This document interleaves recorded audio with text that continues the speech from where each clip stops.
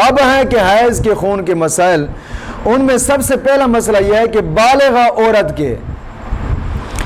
آگے کے مقام سے جو خون عادی طور پر نکلتا ہے،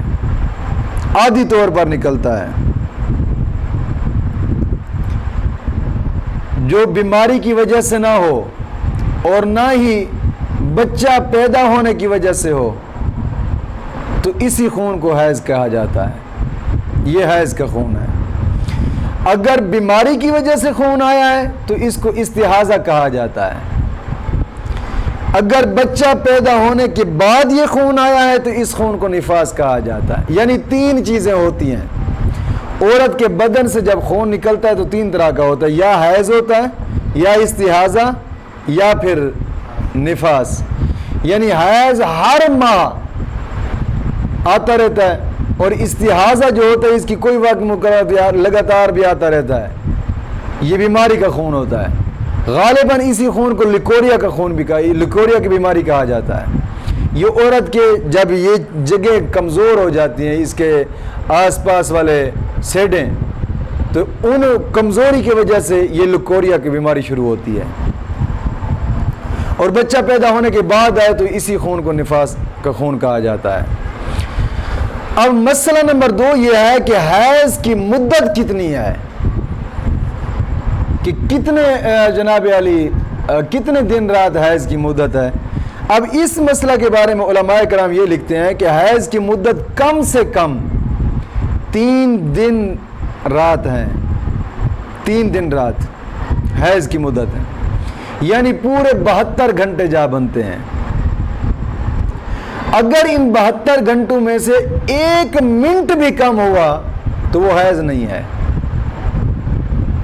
1 منٹ بھی کم ہوا تو وہ حیض نہیں ہے۔ اگر زیادہ سے زیادہ یعنی کہ یہ حیض کا خون ہوتا ہے، یہ کم سے کم 3 دن رات ہیں، اور زیادہ سے زیادہ اس حیض کی مدت جو ہوتی ہے وہ 10 دن رات ہوتی ہے، زیادہ سے زیادہ حیض کی مدت۔ اب بات یہ ہے کہ اگر 72 گھنٹے سے ذرا بھی پہلے یہ ختم ہو جائے، ذرا بھی پہلے، 1 لمحہ بھی پہلے ختم ہو جائے، تب یہ حیض کا خون نہیں ہے، یہ استحاضہ کے خون میں شمار ہوگا، حیض کا خون نہیں ہوگا۔ ہاں اگر کرن چمکی تھی، حیض کے خون کی کرن چمکی تھی، اور 3 دن راتیں پوری ہو کر کرن چمکنے ہی کے وقت ختم ہوا ہے تو جناب علی یہ حیض ہے۔ یعنی پہلے جس وقت کرن چمکی تھی، اب 3 دن رات جیسے ختم ہوئے تو فوراً اسی وقت ہی کرن چمکتے وقت ہی ختم ہوا ہے تو سمجھ لو یہ حیض ہے۔ اگرچہ دن بڑھنے کے زمانہ ہوں، کبھی کبھی ایسا ہوتا ہے کہ دن روزانہ کی بنا پر بڑھ رہا ہوتا ہے، کبھی کبھی ایسا ہوتا ہے کہ روزانہ کی بنا پر دن گھٹ رہا ہوتا ہے، یعنی دن اگرچہ بڑھ رہے ہوں اگرچہ گھٹ رہے ہوں، یہ سورج نکلے گی نا، جیسے ہی کرن نکلے گی اس وقت تک اس کا ٹائم مقرر، اگرچہ 72 گھنٹے برابر نہیں ہوئے، یہاں پر 3 دن 3 رات کا جناب علی وقت مقرر ہے۔ اور اس کے علاوہ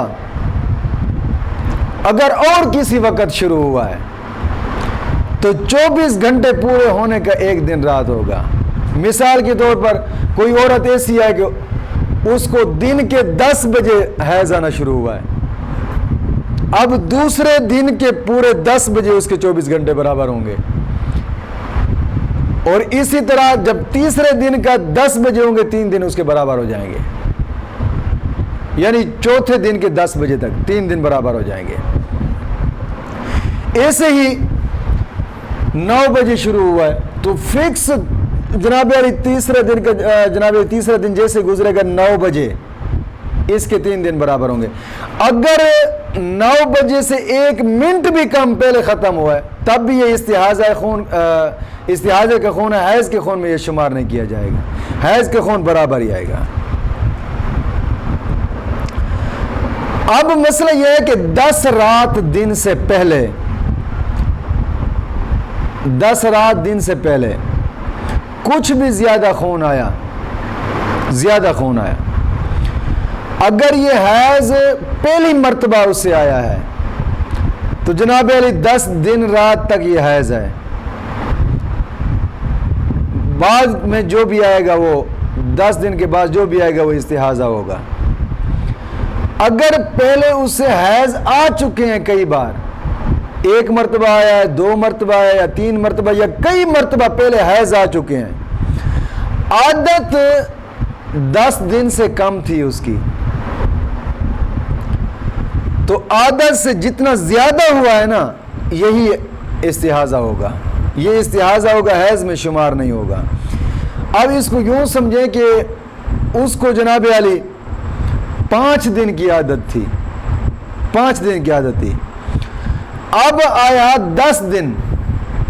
تو پھر کل حیض ہے، 12 دن آیا تو اب 5 دن حیض کے بقایا جو ہے وہ استحاضہ میں شمار ہوگا، کیونکہ اس کی عادت 5 دن کی تھی۔ اگر 10 دن مکمل آیا تو پھر تو حیض ہے، حیض میں شمار ہوگا۔ اگر 12 دن آ گیا تو پہلے 5 دن جو اس کی عادت تھی وہ حیض میں شمار ہوں گے، بقایا جتنے دن آئیں گے وہ استحاضہ میں شمار ہوں گے۔ اگر حالت اس کی مقرر نہیں تھی بلکہ کبھی 4 دن آتا ہے، کبھی 5 دن آتا ہے، کبھی جناب علی 6 دن آتا ہے، کبھی 3 دن بھی آتا ہے، حالت کوئی بھی مقرر نہیں ہے، اب جب اس سے خون آئے گا نا تو پچھلی بار جتنے دن آیا تھا اتنے دن حیض ہوگا، اس سے زیادہ جب بڑھے گا تو یہ استحاضہ کا خون ہوگا، کیونکہ استحاضہ کی حالت میں ہر وقت عورت نواں وضو کر کے نماز پڑھ سکتی ہے۔ مسئلہ سمجھ آیا کہ نہیں آیا؟ اب آگے مسئلہ یہ ہے کہ یہ بھی ضروری نہیں ہے کہ مدت کے وقت ہر وقت خون آتا رہے، یہ ضروری نہیں ہے، بلکہ بعض وقت ایسا ہوتا ہے خون آتا ہے، بعض وقت خون نہیں آتا، بعض وقت خون آتا ہے، بعض وقتوں میں خون نہیں آتا، تو 3 دن 3 رات مکمل ہوئے ہیں، ختم ہوا ہے تو پھر بھی حیض ہے۔ آگے مسئلہ یہ ہے کہ کم سے کم جناب علی، اب یہ ہوتا ہے کہ یہاں سوال کیا جاتا ہے نا کہ اکثر جی بتایا جائے کتنی عمر میں عورت ہوتی ہے تو اس کو حیض کا خون آتا ہے، تو شریعت کا مسئلہ یہ ہے کہ کم سے کم 9 سال کی عمر میں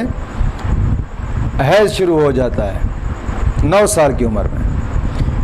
اور جناب علی انتہائی عمر یہ 55 سال ہے، اور اس عمر والی عورت کو عائشہ اور جناب علی 55 سال والی عمر کو سن ایاس کہا جاتا ہے۔